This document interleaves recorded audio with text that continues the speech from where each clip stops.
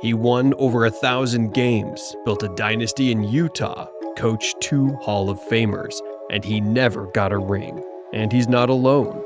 Some of the greatest minds in basketball history have walked away empty-handed. Why? Because it's unfair, but it's true. Coaches are judged by rings. Phil Jackson, 11 titles. Auerbach, 9. Popovich, 5. Pat Riley, 5. But what about the coaches who were just as smart, just as respected, just as innovative, but never had champagne on their clipboard? Let's break it down. From tactical geniuses to culture builders, to those who just got stuck in the wrong era. First up, the man who made offense beautiful and still got left out of the winner's circle. Mark D'Antoni didn't just coach basketball, he changed its DNA. Pace, space, threes, 7 seconds or less. His 2004-05 Suns won 62 games, unleashing Nash's 2 MVPs. He made speed a weapon, threes a strategy. Today, his fingerprints are on every Warriors motion offense, every Jokic-led fast break. The modern NBA is built on his blueprint, so why no ring? One word: obstacles. In Phoenix, his revolution ran straight into a dynasty. Tim Duncan and the Spurs, a team designed to dismantle everything he created. With no rim protector or defensive anchor, the Suns had no answer for Duncan's dominance in the paint. And when the Suns finally looked poised for a breakthrough, an elbow from Robert Horry changed everything. Later in Houston, his MVP Harden and Chris Paul pushed the Warriors to 7 games. But a super team and 27 missed threes ended the dream. The Warriors. The system that took D'Antoni's principles and perfected them. His playbook transformed basketball. It just never translated into a championship. Mini payoff, D'Antoni built the modern game. He just never got the ring to prove it. From revolutionizing offense to mastering discipline, Jerry Sloan's teams weren't just good. They were machines built on discipline, toughness, and execution. And in the late 90s, he had everything. Stockton, Malone, 2 finals trips. But there was one problem: Michael Jordan. Twice. Sloan's Jazz stood at the doorstep of history. Twice, MJ slammed it shut. Not with luck, not with controversy, just with greatness. And that's the brutal truth of Sloan's career. He never lost because he wasn't good enough. He lost because someone else was better.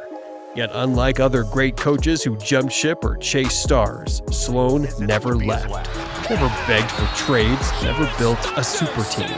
He stayed through the highs, through the heartbreaks, through the rebuilds. His legacy isn't in rings, it's in respect. Had Jordan retired 2 years earlier, Sloan might be wearing 2 rings. But would that have changed who he was?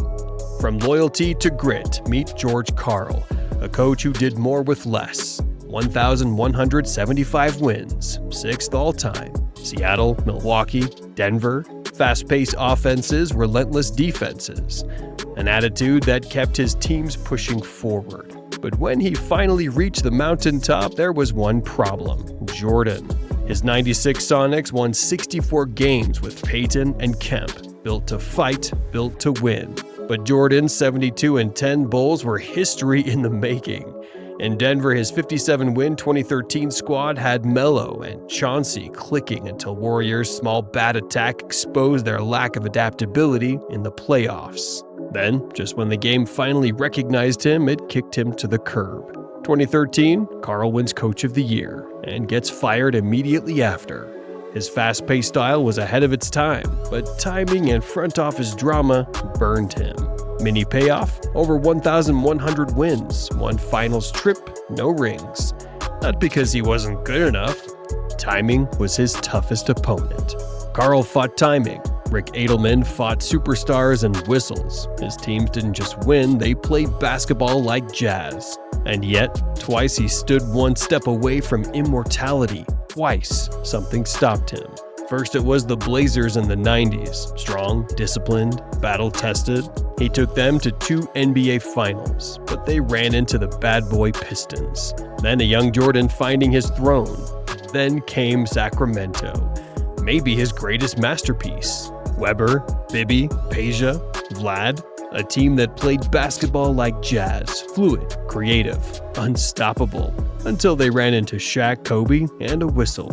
Game 6 of the 2002 Western Conference Finals, one of the most debated, dissected, and controversial playoff games in NBA history. The Lakers shot 40 free throws to the Kings 25 in Game 6. A controversial whistle that shifted momentum and changed history. Bad calls, strange momentum shifts, a championship ripped from their hands. Adelman should have had a title, maybe two. But in the NBA, history isn't just made, sometimes it's decided. He crafted contenders, he built unforgettable teams. But the game never let him be a champion. From orchestration to experimentation, meet Don Nelson, the mad scientist. Second most wins in NBA history, no finals. Before small ball was a philosophy, before positionless basketball was mainstream, Nelson was experimenting.